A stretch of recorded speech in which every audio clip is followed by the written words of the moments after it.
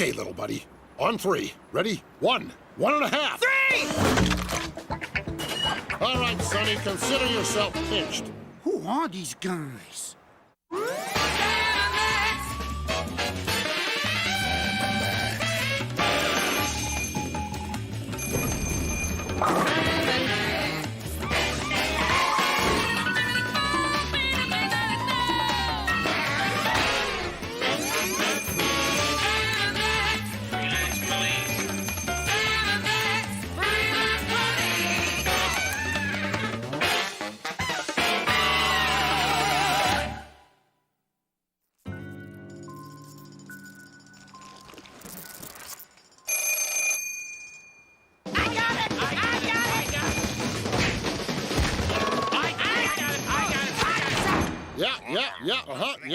You got that right.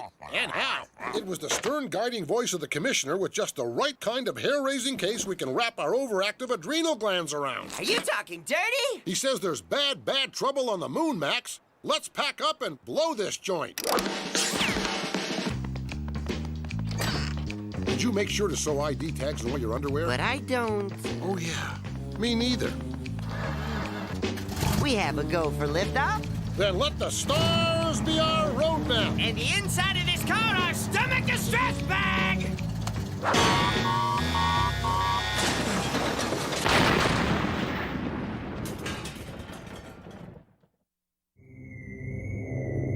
Well, here we are on the moon. Pretty breathtaking, huh? You said it, Sam. Everyone knows there's no air on the moon.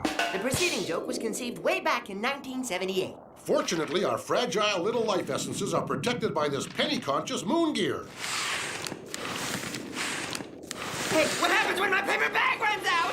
Didn't you bring a spare? I'm embarrassed by my lack of preparation. I'm a fool. Man, it's getting hot in here, and my windows are steaming up. I don't know how the heck we're gonna contact the natives. Just yank that diffy bag off your head and let's follow these highway signs. So let me get this straight. We can breathe here, then? I guess those prissy paranoid astronauts never had enough spine to try it. Ooh, I could never say that about an astronaut. What's that? No doubt some horrifying moon creature bent on swigging the marrow out of our fuzzy bodies without even a how do you do. I can't say I'm not intrigued. Greetings, Moonians. You made it. Nice get-ups. Climb in. Well, Sam, the gorilla and donkey man apparently think we're someone else. He's a zebra, Max, and that's what makes me a little suspicious. You see, in nature, a zebra wouldn't normally hang out with a gorilla. Plus, listen to this, a zebra can't drive a moon buggy, or any kind of car for that matter. You see, zebras don't have hands, Max. My gosh, you're right, Sam. The gorilla should be driving! I think you're onto something. We better play dumb. You mean starting now? Don't anybody move. This is a stick-up. All we want is the dough. And maybe one of those Elvis-shaped decanters. We want to drink from the neck hole of the king. It's an interspecies holdup. I know your voice. You're that Henderson kid. Start scooping the cash into a plain brown bag, old man. Giant rat guys. Weird. Interesting. And somehow very appropriate. Shall we slap the sleeper on him and make him cry uncle? Can't think of a reason not to. Thanks for your help, friends, but you don't look like you're from our world. Where is your home? One of those points of light you see in the sky at night. By the way, you can put your hands down now. Our mayor wishes to meet with you to discuss an urgent matter. Hey, mister, you can put your hands down now.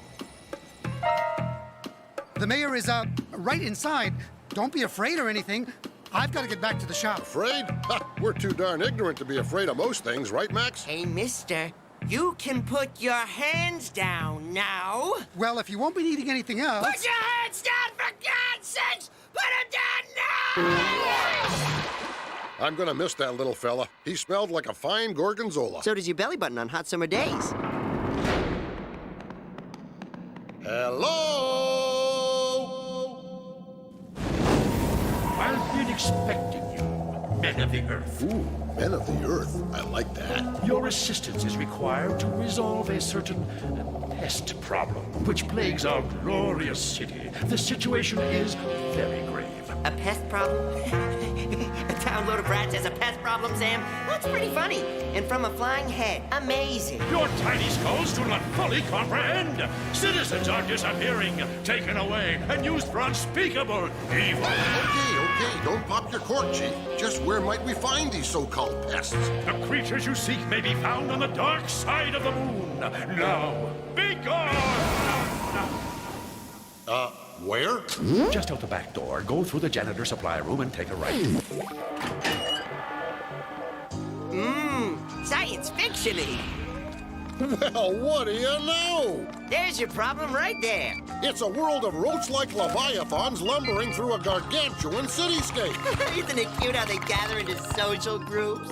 A moon roach coffee shop. It's uncanny, like some Earth-parallel development. I never dreamed I'd live long enough to hear you say Earth-parallel development and mean it, Sam. It must be feeding time, Max. Looks like coffee and sweet rolls are their main source of nutrition. And look, now he's adding some kind of non-dairy flavor-enhancing substance made of... I'm having a lot of trouble watching this, Max. Here, I'll hit the light.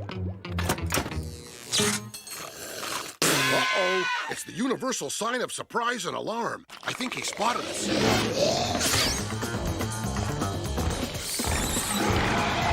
Don't dawdle, Max. We're almost there. It's okay, Sam. You stopped the goop with some enormous lever.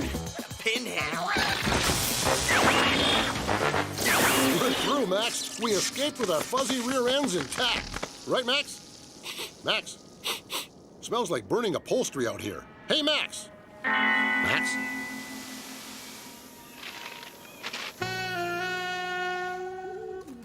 Now what do I do? My little buddy is just a bag of chum. Sam. Sam, it's me. Max? Where are you, little buddy? I'm inside you, Sam. Everything that makes me a unique individual, except for my bones, guts, and so on, is now stored within you. Creepy, huh? Hold on a second. Let me try something. What are you doing? There. At least now you look something like your old self, even though you smell like a fire in a wig factory. Oops. Sorry, little buddy. It's all right. What are you doing? What's the progress on the giant roach problem? And why are you carrying that smoldering dish rag around like a hand puppet? Hey, hey! Something horrible happened out there, Chief. Maybe you can help us. My Minister of Science will advise you. Get in. We use this device to produce a rich, delicious peanut brittle for use in our savage backward rituals. But it may serve your needs. In you go, little buddy. You must now apply the helmet of supplicants. Ow. Feels like the convolutions of my brain are being analyzed. I hate that. The basic molecular structure of your little friend has been vastly compromised. Hand me that staple gun.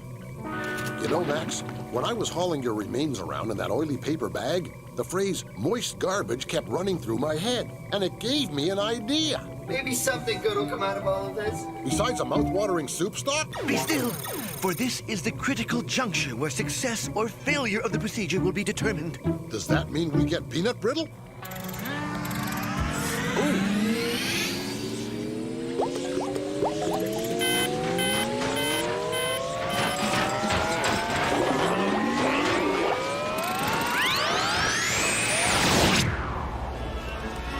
Today, the city is celebrating a landmark in interplanetary relations. Early this morning, a deal was struck between city officials and these colossal ombudsmen from space. These husky fellows have agreed to accept all the moist garbage our citizens can produce. Bon appetit. Well, we solved the unrest on the moon. The city's limitless supply of garbage should put an end to the giant roaches eating those little rat folk. And it sure is nice to have you back in your own plushy little carcass again, Max. How do you feel, buddy? Not bad, although I'm cranky and listless. I'm retaining water and I keep spitting up sawdust.